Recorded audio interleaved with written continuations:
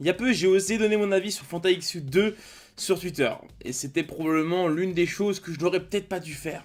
Mais au final, j'ai bien fait. Très clairement, j'en ai rien à foutre de FantaXU 2, mais littéralement parce que c'est pas le truc qui m'intéresse le plus dans YouTube. Et quand j'ai vu les gros noms qu'il y avait, du style Natou, le Rire Jaune, Amixem, je me suis dit, bah d'office, à partir du moment où ils sont là, c'est quand même un gage de bonne qualité, quoi. Et au final, je veux dire, je suis super déçu, mais vraiment déçu.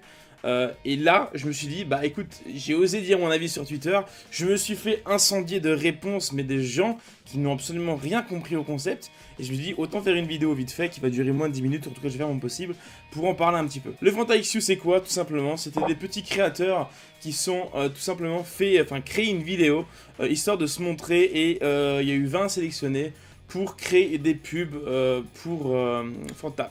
Le gagnant aura tout simplement un network, donc qui est le network le plus connu et le plus puissant, on va dire. Sauf qu'au final, le premier prix, c'est un network. Alors un network, tout le monde peut en avoir. Et on pense que, les gagnants pensent que si ils vont avoir ce network, ils vont être connus. Ça ne veut rien dire. Un network sert à aider. Il n'est pas là pour faire de la pub. Ça, c'est des couilles totales. Je me suis un peu intéressé à ce network. Et bah c'est le network de Squeezie, de Rire Jaune. En fait, simplement, tous les grands youtubeurs qui sont là font partie de ce network. Et je vous assure que c'est pas ce network-là qui va leur faire de la pub. Et c'est pas parce que t'as le même network que Squeezie que demain tu fais une vidéo avec Squeezie. Ça, c'est totalement faux aussi. Pour la peine, j'ai quand même regardé un épisode de FantaXU 2 parce que je me suis dit, si je vais commencer à en parler un petit peu, parce que je voulais en parler un peu parce que ça m'intéressait de voir enfin encore une émission supplémentaire différente dans YouTube. Et au final, je me suis inscrit à la Star Academy sur Secret Story et les gens de la télé-réalité. Sauf qu'au final, je ne connais que la Star Academy parce que je n'aime pas la télé-réalité. Et c'est ça le problème, c'est que là, on est en train de transformer YouTube, qui est une très belle plateforme, et on est en train de l'entacher en fait. On est en train de faire en sorte que la télé poubelle s'attaque à YouTube et on est en train de créer de la YouTube poubelle, mais littéralement. Et moi ça m'arrache la gueule de me dire que des gens comme le Rire Jaune puissent faire ça. Après, en jouant l'avocat du diable, j'imagine que Fanta a dû bien payer. Et ils ont dû payer bien cher les youtubeurs qui jouent les coachs. Et à partir du moment là, je me dis que c'est normal, je peux comprendre. Je peux comprendre qu'il accepte. Moi, si j'avais eu sa chance d'être coach au FantaXU, et Fanta il me fait écoute, voilà, tu vas être coach, etc., etc., bah tu vas t'amuser et en plus tu te fais masse thune. Bah bien sûr que t'acceptes. Fanta fait partie tout de même de la compagnie Coca-Cola. Je pense que c'est l'une des compagnies, si pas la compagnie qui est la plus riche au monde. Je sais pas, j'ai pas envie de savoir, mais je sais qu'elle fait partie des plus riches. Donc d'office, ils ont dû payer bien cher. Et ça me paraît évident que les grands youtubeurs qui y sont, en tout cas, ont dû toucher le pactole. Mais je me dis qu'en contrepartie, ils ont peut-être eu énormément d'argent, mais ils ont clairement entacher leur image. Et ça, c'est ce qui me peine le plus. Et surtout pour le Rire Jaune que j'adore, sincèrement, parce que je considère que c'est le youtubeur qui a la meilleure plume. Il a un écrit de malade.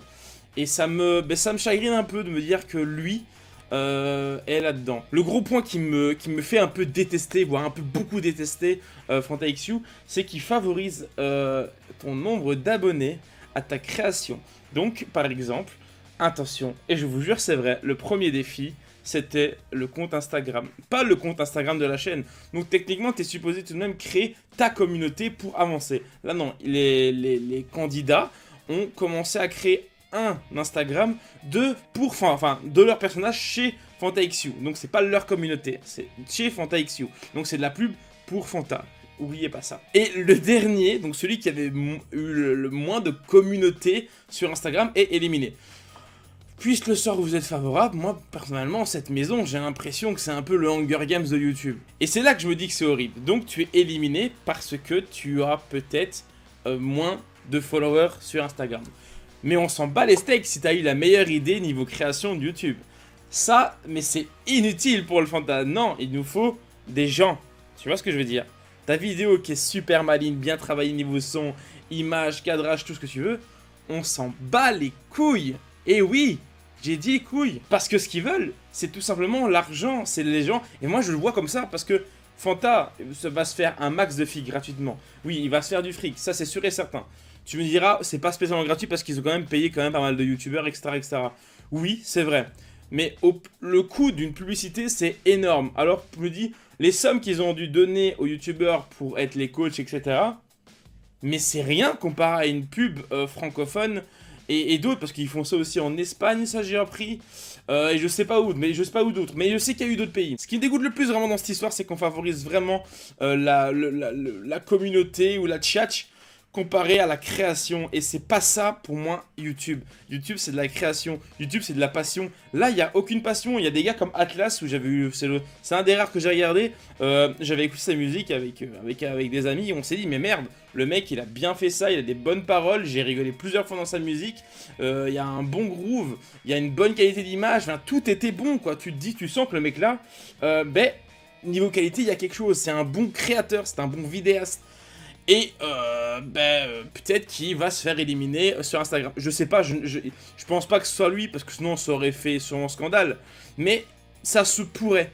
Et ça que je ne comprends pas, c'est pourquoi, à l'heure actuelle, notre génération qui détestons la télévision, et on l'a encore remarqué avec Squeezie quand il était invité, à quel point la télévision se prend vraiment encore la grosse tête par rapport à YouTube. Eh ben YouTube, ça y est, YouTube commence à devenir la télévision poubelle, et j'en ai vraiment peur, parce que la télé-réalité pour moi c'est débilisant, et voilà, tout simplement, j'ai pas envie que YouTube soit débilisant. Mais un gros point que je tiens vraiment à dire, c'est que je critique absolument pas les coachs, donc les youtubeurs, les connus, et les participants. Je ne les critique absolument pas, et je comprends leur participation, parce que moi-même, en tant que petit youtubeur, je me dis, si j'ai l'occasion un jour de travailler avec des grands youtubeurs et d'apprendre de leur expérience, bien évidemment, je dis oui. Mais par la suite, peut-être que j'en subirai les conséquences. Mais sur le coup, c'est évident et je peux comprendre les raisons de la participation. Le seul truc que je comprends pas, c'est qu'on parle de petits créateurs et qu'il y en a qui ont plus de 300 000 abonnés. Non, ça je suis désolé.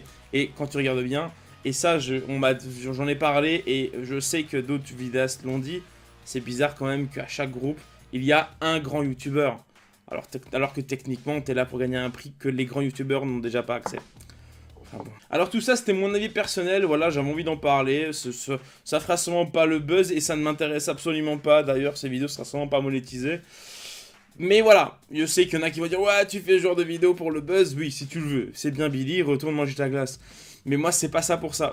Au moins, moi, de mon côté, je connais la vérité. J'avais vraiment besoin de m'exprimer. Parce que comme sur Twitter, si tu dis un truc, enfin, si tu oses dire ce que tu penses, tu te fais incendier. Sur YouTube, c'est ma chaîne.